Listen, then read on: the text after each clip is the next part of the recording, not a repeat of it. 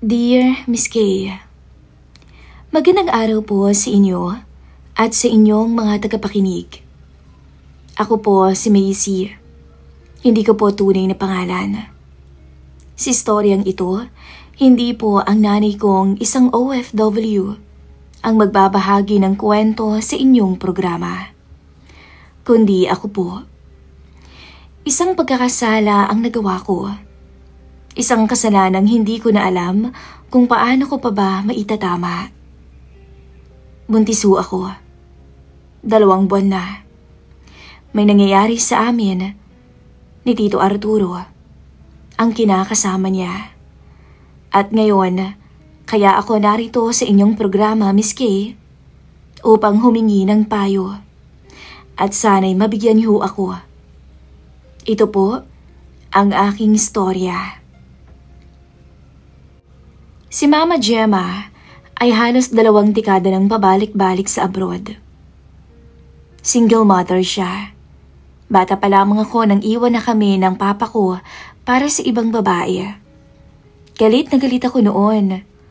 Halos isumpa ko ang lahat ng kabit sa mundo. Pero hindi ko po akalaing darating yung araw na ako mismo ang magiging kabit, hindi lang ng kung sino, kundi kabit ng lalaking muling inibig ng aking ina. Si Arturo, 49 years old na. Halos 5 taon na rin kinakasama ng nanay ko. Matandang binata siya. May maliit na negosyo sa bayan at siya na rin ang nag-aasikaso sa mga negosyo ni Mama dito sa Pilipinas. Sa totoo lang, may itsura siya.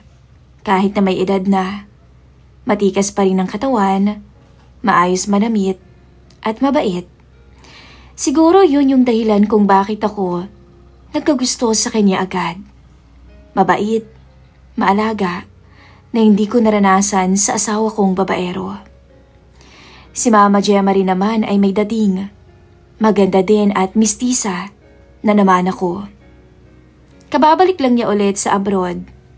Umuwi kasi siya nitong nakaraan sa Pinas para sa 1 buwan niyang bakasyon. Nung mga panahong yon, maayos pa naman kami ng asawa kong si Nick. May isa kaming anak na lalaki, si PJ. Pero 5 buwan matapos umalis si Mama, naghiwalay kami ni Nick. Hindi na namin kinaya. Laging away, laging problema, pera, pambababae niya. Lahat. Hanggang sa dumating sa puntong gusto ko nalang umalis. Tumawag ako nun kay Mama. Sabi ko, Ma, pwede bang dun muna kami ni PJ sa bahay niyo? Pansamantala lang naman habang hindi pa ako nakakahanap ng malilipatan. Narinig ko ang pagbuntong hininga niya. Wala na ba talagang chance na magkaayos kayo ni Nick? Anak, alam mo kung gaano kahirap mag-isa. Alam mo kung gaano kahirap ang walang ama. Kawawa naman si PJ. Hindi ko pa alam, Ma. Pero sa ngayon siguro, mas mabuting maghiwalay muna kami para pakalmahin yung isa't isa. Kung yan ang desisyon mo, anak, sige. Sabihin mo kay Tito Arturo mo para maayos niya yung tutulugan mo roon. At yun nga, kinabukasan din no nag-impake ako, Miss Kay. Pagdating ko sa bahay nila Mama, sinalubong ako ni Tito Arturo. Macy, aba ang laki na ni PJ ah. Bati niya na halatang tuwang-tuwa. Pasensya na ho kayo ah, makikitira muna kami dito. Naku, walang problema iha. Nasabi na rin naman sa akin ni Gemma, naayos ko na rin yung silidyong tutuluyan. Kung gusto niyo muna ay magpahinga muna kayo. Magaan siyang kausap. Maalaga rin. Siguro kaya rin siya nagustuhan ni Mama kasi napakamaasikaso niya at mabait talaga. Lumipas ang mga araw. Tahimik lamang. Ako nag-aalaga kay BJ habang nagtatry akong mag-apply ng trabaho online. Si Tito Arturo abala sa negosyo. Madalas siyang binibiro si PJ. Minsan ako din. Habang nagluluto siya noon, sinabi ko na Parang hindi ho yata kayo tumatanda ah. Parang lalo yata kayong bumabata. Pagbibiro ko. Naku, kaya nga in love sa akin ng mama mo eh. Ani to sabay tawa. Natawa rin ako pero sa loob-loob ko, totoo yung sinabi ko. Parang hindi nga siya tumanda. Hindi ko alam kung bakit, pero parang may kung anong spark sa dibdib ko. Siguro dahil galing ako sa hiwalayan. At sa ilang araw na lumipas, siya lang yung nakakausap ko. At sa bawat biroan, para bang unti-unting napapalagay ang loob ko sa kanya. Isang gabi, habang nasa terrace siya at nagkakape, lumabas ako. Gising ka pa? Tanong ko. Oo, hindi pa ako inaantok eh. Gusto mong kape? Alok niya. Tumango ako at umupo sa tapat niya. Tahimik lamang kami ng ilang sandali. Alam niyo, biglang sabi ko, ang hirap palang maging mag-isa no, lalo na pag may anak ka. Ngayon, naiintindihan ko na si Mama. Normal lang yan, Macy. Pero kaya mo yan. Malakas ka namang babae kagaya ng mama mo, hindi ba? Minsan nga ako naiisip ko gusto ko na lang din mag-abroad. Kagaya ni Mama. Pero paano naman si PJ? Parang di ko naman siya kayang iwanan. Ngumiti siya. Hindi mo kailangang umalis. Nandito naman kami. Kung anong kaya naming maitulong, sabihin mo lang. Kung ang mama mo ay nag-abroad, magkaiba kayong dalawa ng sitwasyon. Siya walang mahihinga ng tulong. Pero ngayon ikaw, nandyan siya. Pwede mong hinga ng tulong anytime. Ako parang ama mo na rin. Kaya wag kang mahiyang magsabi sa akin ng mga problema mo. Pagkasabi niya noon, tumingin ako sa kanya ng matagal. At ewan ko ba kung anong sumagi sa isip ko, Miss Kay. Pero nginitan ko siya ng may halong lambing. Salamat po. Pero baka ma-misinterpret mo ako ha. Sabi ko, bakit naman? Kasi parang masyado na akong kumakapit sa inyo. Hayaan mo lang, wala namang masama sa pagtitiwala. Mula noon, naging madalas na ang usapan naming dalawa. Minsan nagte-text ako sa kanya kapag nasa bayan siya. Tito, bili mo naman ng ice cream si PJ pag uwi mo. Sa pagiging maalaga at mapagbiro niya, unti-unti, ako mismo yung natututong manukso, Miss Kay. Minsan nagpapaganda ako. Pag nasa sala siya, sinasadya akong lumabas ng kwarto na nakasando. Pag dumadaan ako, alam kong napapatingin siya saglit, tapos biglang iiwas. Hindi na ako inosente pagdating sa ganung bagay. Alam kong napapansin niya. At imbis na mahiya ako, Miss Kay, hindi ko alam, pero para bang lalo ko pang ginusto. Lumipas ang mga buwan, tuluyan ang nasira ang relasyon namin ni Nick. Dahil isang gabi, tumawag sa akin ang pinsan niya at sinabi nitong may inuuwi ng araw na ibang babae, si Nick. Akala ko may pag-asa pa kaming magkaayos, pero siguro hanggang dun na lang talaga kaming dalawa. Mula noon, naging malamig na ako. Wala akong gana kahit sa mga simpleng bagay. Si PJ na lang ang dahilan kung bakit bumabangon ako araw-araw. Pero kahit may anak ako, may mga gabi pa rin naramdam ko yung matinding pagkalungkot. At si Tito Arturo, gaya ng dati, maayos pa rin makitungo. Walang masamang salita, walang galaw na bastos. Pero minsan, yung mga simpleng bagay na ginagawa niya, doon ako nagkaroon ng interes sa kanya. Kapag naaalala kong may naghihintay kay Mama sa kabilang dulo ng mundo, minsan naiinggit ako. Kasi ako, wala. Walang nag-aalala, walang nagmamahal. Pakiramdam ko si Mama, swerte sa buhay. Ako malas, na pati sa lalaki malas pa rin. Minsan habang inaayos ni Arturo yung motor niya sa garahe, napatingin ako sa kanya. Pawisan to at abala. Walang kamalay-malay na pinagmamasdan ko siya. Hindi ko maipaliwanag, pero parang gusto kong mapansin niya rin ako. Maya-maya pumunta ako sa kanya. Tubig po, sabi ko. Paglapit ko, inabot ko sa kanya yung tubig. Tumama yung mga daliri namin sandali. Ilang segundo lang pero ramdam ko na may dumaloy na kakaibang tensyon sa akin.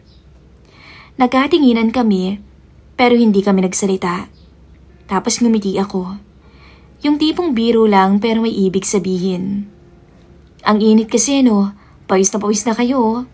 Sabi ko, salamat sa tubig.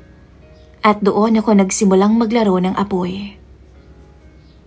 Pagkatapos noon, madalas ko na siyang abangan. Kapag alam kong pauwi na siya, sinasadya kong mag-ayos kahit wala naman akong pupuntahan. Minsan nakashort lang ako ng maiksi. Minsan manipis. Hindi dahil gusto kong ipagyabang, kundi gusto kong mapansin niya ako. Hindi ko alam miski kung kalokohan ba to o paghihiganti sa mister ko. Isang hapon, habang nag-aayos siya ng mga papeles sa lamesa, nagtanong ako, Tito Arturo, hindi ka ba natatakot minsan? I mean, sa relasyon niyo ni Mama. Ang tagal niyo na hindi ba? Tapos LDR pa kayo. Napatingin siya. Bakit naman ako matatakot? Kasi, ang dami kong nakikitang magjowa o mag-asawa na nagkakahiwalay dahil magkalayo, nagkasawaan. Ngumiti siya. Walang dahilan para magsawa kung nagmamahalan kayong dalawa, kung may tiwala kayo sa isa't isa. Napangiti ako. Alam niyo, ang swerte ni Mama sa inyo, no? Sabi ko sabay ngiti. Napakunot noo siya. Macy, maswerte din ako sa mama mo. Saglit siyang natahimik. Tumingin siya sa akin tapos pinagpatuloy yung ginagawa. Habang lumilipas yung mga araw, hindi ko mapigilang magpakita ng motibo. Simple lang naman, mga sulyap, ngiti, mga biro. Pero bawat pagpapakita ko noon, alam kong may intensyon ako. Minsan nagluluto ako. Siya na may nakaupo nun sa may mesa.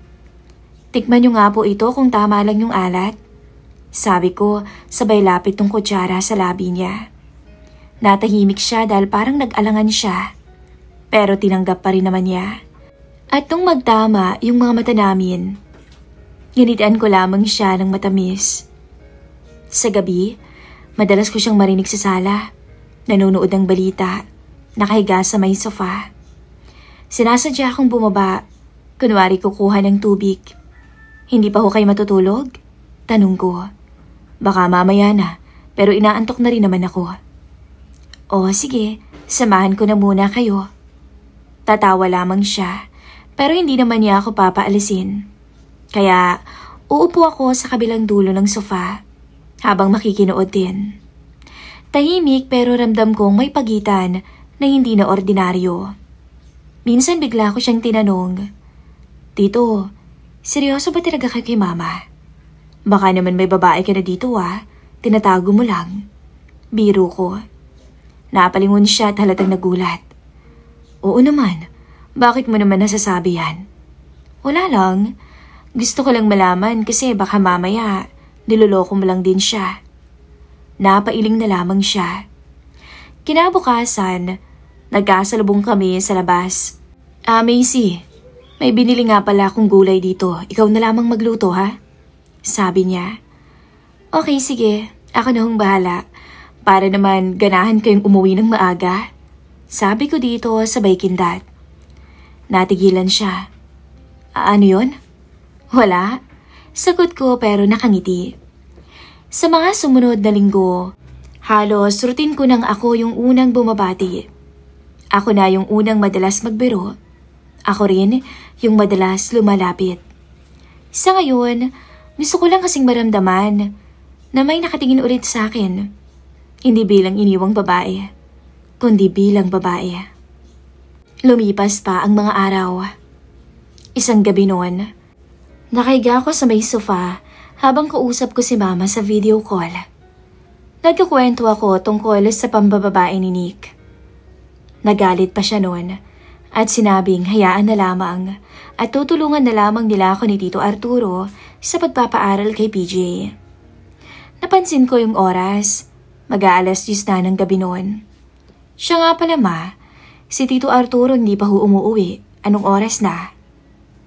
Ay nako, nagsabi sa akin kahapon pa. Birthday ni Romy. Baka nandun pa yun at nakikipag-inuman. Nako, baka naman nagwawala ako si Tito paglasing ha. Ay nako anak, ang tito mo, napakabait niyan. Hindi nga yan pala inom, kaya paminsan-minsan ay pinapayagan ko rin. Ang laki ng tiwala niyo kay Tito Arturo, no? Oo naman. Di bale, at matapos lamang tong kontrata kong to, for good na ako dyan sa Pinas. Total stable naman ang negosyo namin ng tito mo. Pwede ka rin namang tumulong-tulong kung sakali. Di bale ma, pag nakauwi na kayo, pagplanuhan natin lahat. O sige na, o paano, ikaw nang bahala kay tito mo pag dumating ha? Opo ma. Sabi ko at pinatay ko na ang tawag. Bandang 12:00. Nung dumating si Arturo. Amoy alak agad ang naamoy ko. Hindi naman siya yung lasing na lasing. Hindi pa suray-suray tulad ng iba. Tama nga si mama. Oh, may sigising ka pa? Ah, opo. Iniintay ko kayo. Akala ko kasi baka lasing na lasing kayo eh. Nako, hindi.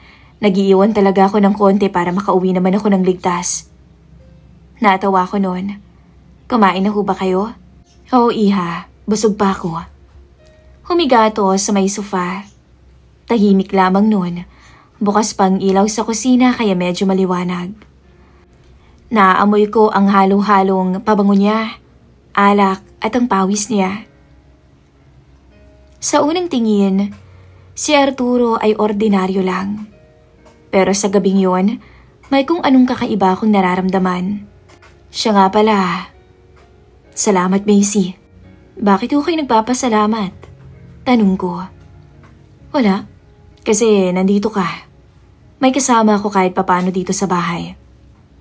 Natahimik ako. Hindi ko alam kung anong isasagot. Umupo ako sa tabi niya. Hindi naman malapit, pero hindi rin malayo. Minsan dito, naiisip ko. Pareho lang pala tayo ng sitwasyon, no? Pareho? Paanong pareho?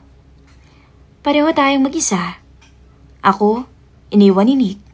Ikaw, nasa malayo si mama. Tumingin siya sa akin. Tila nagulat. Natahimik siya at bumuntong hininga bago sumagot. Alam mo bang lagi kang kinukwento sa akin ng mama mo noon? Kung gaano kanya kamahal. Hindi mo alam kung gaano kahalaga ka sa mama mo. Napangiti lang ako. Nakita kong parang may gusto pa siyang sabihin pero pinipigilan niya ang sarili. Binuksan ko na lamang yung TV para lang mabawasan ang awkward ng katahimikan. Pero habang umaandar yun, ramdam ko pa rin ang tensyon sa pagitan naming dalawa na para bang may kuryente ang hangin. Gusto niyo ba ng malamig na tubig? Sige iya, salamat. Tumayo ako at pumunta sa may kusina. Habang pinupuno ko ng tubig yung baso, narinig kong bumangon siya mula sa sofa. Paglingon ko, nakatayo siya sa may pinto ng kusina at nakatingin. Tulog na ba si PJ? Opo, kanina pa. Habang inaabot ko yung baso, bahagyang nagtagpo ang mga kamay namin. Sandali lang yun pero para bang tumigil yung oras at kakaibang init ang naramdaman ko. Nagkatinginan kaming dalawa, parehong tahimik. Dahan-dahan niyang binawi ang kamay niya at uminom siya ng tubig. Pero ramdam kong nag-iba ang ihip ng hangin. Salamat. Mahina niyang sabi. Bumalik na kami sa may sala. Pero ngayon, pareho na kaming gising. Gising na gising sa presensya ng isa't isa. Umupo ako sa dulo. Siya nasa kabilang dulo. Ang pagitan namin halos isang dipa. Tahimik ulit. Hanggang sa nagsalita ako. Tito Arturo? Sabi niya. Namimiss niyo ba si mama? Oo naman. Sobra. Di namimiss niyo ng may kayakap. May kasama sa gabi. May nag-aasikaso. Para bang biglang tumigil ang puso ko. Tito. Mahina ako ulit na tawag sa kanya.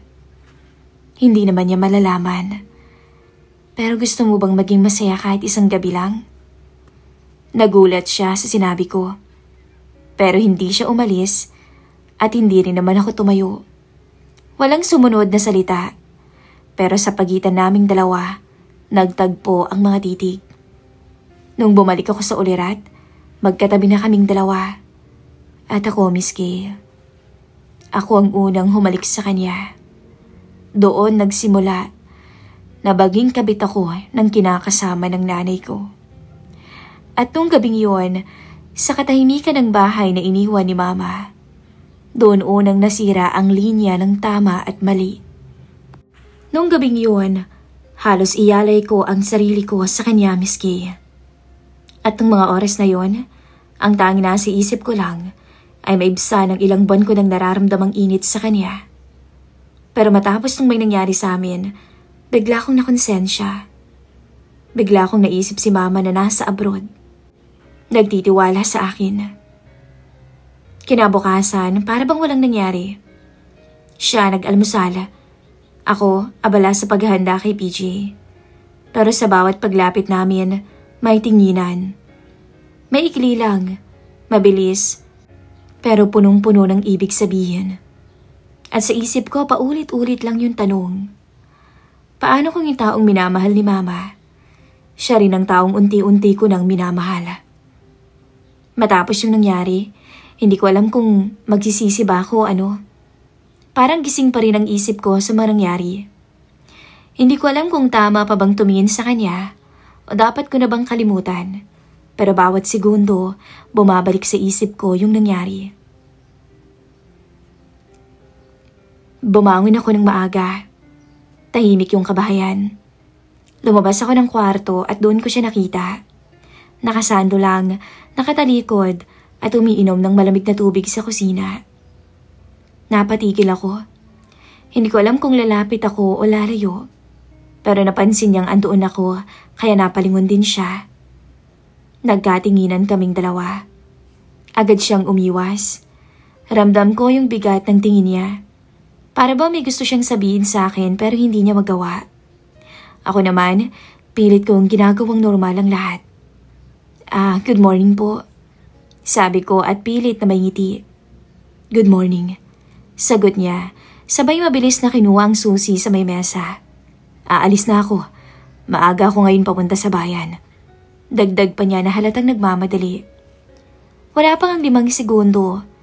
Nasa labas na siya. Naiwan akong nakatayo. Nagtataka. Parang gusto kong matawa sa sarili ko. Ako yung babae. Ako dapat yung natataranta o nahihiya. Pero siya patong tarantang-taranta. Lumipas ang mga araw. Ramdam ko yung pag-iwas niya. Madalas na siyang umuuwi ng gabi. At kapag sabay kaming kumakain, halos hindi na siya nagsasalita. Wala siyang imik. Ako lang yung nagkukwento. At oo, aminado ako. Naiinis ako, Miss Kay. Naiinis ako kasi hindi niya ako pinapansin. Hanggang isang gabi, hindi ko na kinaya. Nasa sala siya noon at nag-aayos ng mga resibo. Lumapit ako. Dala ko pa yung tasa ng kape ko pero hindi ko na iniinom. Umupo ako sa harapan niya. Tito. Sabi niya na hindi man lang tumingin. Iniiwasan niyo ba ako? Napatingin siya. Kita ko yung kaba sa mga mata niya. Pati na rin yung guilt. Pero pinilit niya pa rin ngumiti. Hindi naman Macy. Busy lang talaga ako nitong mga nakaraang araw. Busy? Wika ako sabay ngiti ko ng matalim. O baka naman iniiwasan niyo lang ako dahil sa nangyari. Binaba niya yung hawak niyang papel. Tumingin sa akin ng diretso. Macy, kasi tungkol ba sa nangyari? Putol ko. Wala namang problema dun eh. Hindi naman malalaman ni Mama. Sa atin lang naman yun, hindi ba? So bakit ka umiiwas? Hindi siya agad nakasagot. Kita kong lalong nagulo ang isip niya. Bumuntong hininga na lamang siya, tsaka mahina ang boses na, salamat kung ganon. Ayokong magalit yung mama mo. Ayokong mag-away kaming dalawa. Tumango ako. pero hindi ako tumayo. Pero wag mo naman akong iwasan, sabi ko na halos pabulong. Marahan kong nilapit ang kamay ko sa kamay niya. Ramdam ko na bahagya siyang nailang. Hindi naman niya ako tinabig pero hindi rin siya umalis. Doon alam ko, hindi lang ako ang may tinatago. Mula noon, unti-unti na rin namang bumabalik yung dati. Minsan sa kusina, nagtatama ang mga mata namin. Minsan sa sala, habang nanonood ng TV, mapapansin kong tinitingnan niya ako. Pero agad din siyang iiwas kapag nahuli ko. At sa bawat sulyap na yon, mas lalo kong naramdaman. Ako na yung may hawak sa sitwasyon. Isang araw, nasa labas siya. Lumapit ako, dala ang malamig na tubig. Para sa inyo, tito. Salamat, sabi niya sabay inom. Mukhang pagod kayo ah. Oo, medyo mainit yung panahon eh. Tahimik sandali. Tito, tawag kong muli. Bakit? Hindi niyo ba ako namimiss? Naapatingin siya bigla. Kita ko kung paanong parang may gusto siyang sabihin pero hindi niya magawa. Macy, wag na nating alin. Putol ko, sabay lapit. Wala namang makakaalam eh. Wala ring masasaktan kung walang magsasabi. Hinawakan ko yung braso niya. Marahan lang. Wala akong iniisip noon. Hindi si Mama, hindi si Nick. Ang iniisip ko lang yung sandaling yun. Kung paano ko tinitingnan ni Arturo. At kung paano ko pinapaniwala yung sarili kong tama lahat ng ginagawa ko. Para kong baliw. Na nahuhumaling sa kanya. Macy, tama na to. Mahinang sabi niya. Kung talagang ayaw niyo, aalis ako. Pero wag mo naman akong iwasan. Mas masakit yun. Iniwan na nga ako ni Nick, hindi ba? Sasaktan niyo rin ba ako? Natahimik siya. Ramdam ko yung bigat ng hangin sa pagitan naming dalawa. Hanggang sa siya na ang unang tumingin. Hindi ko alam kung anong ginagawa mo, Macy. Pero maling-mali. Aniya, pero imbis na makonsensya, hindi ako nagpatinag. Lumapit ako sa kanya. Walang nagsasalita. Ako ulit ang unang humalik. Para bang bumalik ulit yung gabi. Yung gabing hindi na namin mababawi. At yung mga sandaling yun, alam kong mas lumalim pa. Hindi na lamang to tungkol sa pisikal na tukso, kundi yung paggusto ko sa kanya na hindi ko na kayang itanggi. Pagkatapos ng lahat, tahimik ulit kami.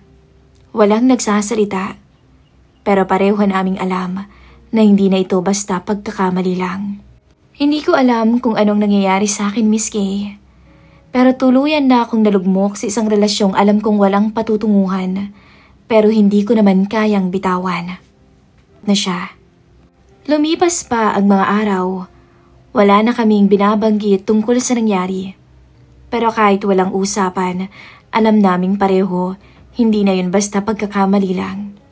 2 beses nang may nangyari sa amin. Tuwing gabi, pareho kaming nagkakatinginan ng may bigat sa dibdib. Minsan nakaupo siya sa terrace, tahimik lamang na nagkakape, habang ako naman ay kunwaring naglilinis. Pero ang totoo, tinitingnan ko lang siya mula sa gilid. May halong hiya, pero may kung anong init na bumabalik sa isip ko tuwing nakikita ko siya. Isang gabi, habang nakiga ako sa kwarto, narinig kong may kaluskos sa may sala. Lumabas ako. Nakita ko siya. Nag-aayos pa rin ang resibo. Halatang pagod na, pero parang may bumabagabag din sa kanya. Hindi pa kayo natutulog? Tanong ko at lumapit. Marami pa akong aasikasuhin. Sagot niya na hindi tumitingin. Lumapit ako ng dahan-dahan. Nilapag ang isang tasa ng kape sa kanya. Lagi na lang kayong busy na itong mga nakaraang araw. Kahit si Mama tinatanong na kayo. Sa akin. Kung kumusta kayo? Sabi ko nga baka tambak lang ang trabaho niyo. Ngumiti lang siya ng pilit. Ganun ba? Pero alam ko, may problema siya. At yun ay ang nangyayari sa aming dalawa. Pero habang iniiwasan niya ako, lalo naman akong naaakit sa kanya. Parang lalo kong gustong patunayan na hindi niya ako kayang talikuran. Tito, mainang sabi ko habang naupo sa tabi niya. Ayos ka lang ba? Tumango siya. Ayos lang ako, Macy. Huwag mo na muna akong alalahanin. Pero bakit parang iniiwasan mo na naman ako? Napatingin siya, mata sa mata. At doon ko nakita yung labang pilit niyang pinipigil. Hindi kita iniiwasan, Macy. Gusto ko lang na hindi na maulit yung nangyayari. Pero nangyari. Nangyari na. Sagot ko na halos pabulong. At kahit anong pilit kong kalimutan, hindi ko rin naman magawa. Natahimik siya. Ramdam ko yung tibok ng dibdib ko habang unti-unting lumalapit ang pagitan naming dalawa. Hindi ko alam kung anong nagtulak sa akin. Galit, pangungulila, o simpleng pagnanais ng yakap na matagal ko nang hinahanap. Pero bago pa niya ako mapigilan, hinawakan ko na yung kamay niya. Wala namang makakaalam dito. Huwag kang matakot. Hindi ko naman sasabihin kahit kanino, lalo na kay Mama. Napapikit siya. Macy, tama na. Bakit? Dahil takot ka kay Mama? Tumaas na yung tono ko. Pero hindi galit, kundi malungkot. Napatingin siya ulit sa akin. Doon ko nakita kung gaano na kalalim ang gulo sa loob niya. Kasi hindi mo alam ang ginagawa mo, Macy. Alam ko. Sagot ko. Matagal ko nang alam. At doon, hinalikan ko siya ulit. Muli, hindi niya napigilan dahil naging agresibo ako. Pagkatapos noon, hindi na lang isang beses, Miss Kay. Paulit-ulit nang may nangyayari sa aming dalawa. Para bang lihim na hindi ko na kayang bitawan. Minsan sa umaga, sabay kaming nag-aalmusal na parang walang nangyari. Minsan pag uwi niya, ako ang magbubukas ng pinto. At doon na magsisimula ang mga titig na alam naming may ibig sabihin. Hanggang sa gabi, hanggang sa makatulog kami, sa iwalay na kwarto, pero magkalapit ang isipan. Isang gabi, habang nagluluto ako ng hapunan, nag-video call si Mama. Oh, anak, kumusta? Ngumiti ako. Ayos lang, Ma. Marami lang ginagawa dito. Si Tito nga halos gabi-gabi na kong umuwi. Ganun ba? Naku sabihan mo naman siya. Huwag niya rin kalimutan ang sarili niya. Huwag naman puro negosyo. Sabi ni Mama habang nag-aayos ng buhok sa screen. Namimiss ko na nga rin siya Lagi na lang late kapag tumatawag ako. Ngumiti ako ng pilit. Oo nga, Ma. Lagi siyang busy nitong mga nakarang araw. Hindi ko masabi-sabi sa kanya na habang nag-uusap kami, si Tito ay nandun lang sa likod ko. Tahimik akong pinagmamasdan. Nakatayo, hawak ang isang baso ng tubig. Pagkatapos ng tawag, tumahimik kami pareho. Ilang sandali, lumapit siya sa akin. Dapat yata, Macy. Umiwas na tayong dalawa. Pero, sa tuwing sinusubukan ko namang umiwas, lalo lang kitang naiisip. Mahina akong sagot. Napayuko siya tapos napailing. Alam kong konsensya na siya. Alam kong mahal niya si Mama. Pero ako ang tukso na hindi niya magawang iwasan. Madalas, nagabi ang saksi sa amin. Sa mga lihim na sandaling hindi na namin mabawi. At kahit alam kong mali, tuwing yakap ko siya, nakakalimutan ko lahat ng sakit na binigay ni Nick, lahat ng lungkot, lahat ng pag-iisa. At doon, nakakalimutan ko rin na siya ang mahal ng aking ina. 5 buwan na ang lumipas mula nang magkaroon kami ng relasyon. Isang hapon, habang nakaupo ako sa kwarto, parang biglang bumigat ang mundo ko. Bigla akong nahilo. Nung una, iniisip ko baka stress lang ako. Baka napagod o baka naman guni-guni ko lang. Pero habang lumilipas yung mga araw, mas lumilinaw sa isip ko yung posibilidad na hindi kaya buntis ako. 2 linggo, 1 buwan. 1 buwan na pala akong delayed. Napatakip ako ng muka. Bigla akong nanginig habang binibilang yung araw sa kalendaryo. Kinabukasan, bumili ako ng pregnancy test. Pag-uwi ko nun, diretso agad ako sa banyo. Huminga ng malalim, pinikit ang mga mata, taimtim na nagdasal na sana'y mali ang hinala ko. Pero pagdilat ko, miski, 2 linya, malinaw, 2 guhit ang nandoon. Para bang biglang nawala ang tunog ng paligid. Parang ako lang yung tibok ng puso ko at yung katotohanang hindi ko na kayang itanggi. Umupo ako sa sahig, hawak yung piti. Hindi ko alam kung maiiyak ba ako o sisigaw. Tumingala ako sa kisame, para bang doon may mahahanap akong sagot. Ano ba itong nagawa ko? Yun lang yung paulit-ulit na pumapasok sa isip ko. Ngayon, kung kailan huli na, tsaka ako magsisisi. Kinabukasan, hindi ko kayang humarap kay Tito Arturo. Tahimik akong kumain, siya naman ay nagkakape. Nang gabing yon, nakatulala ako sa kama. Naalala ko yung mga salitang sinabi ni Mama. Anak, may tiwala ako sa tito mo. Napakabait niyan at alam ko sa tagal na naming dalawa, puro trabaho lang ang inaasikaso niyan. Ang sakit marinig sa isip ko yon kasi alam kong may tiwala sila sa akin. May tiwala sa akin si Mama pero wala siyang kaalam-alam na ako pala mismo ang sumisira sa relasyon nilang dalawa. Kinabukasan, tinawagan ako ni Mama. Masaya yung boses niya. Sinasabi niyang malapit nang matapos yung kontrata niya at baka makauwi din siya bago magpasko. Pinilit kong ngumiti habang nakatingin sa screen, pero sa likod ng ngiti ko, nanginginig yung kamay ko. Kabadong-kabado ko.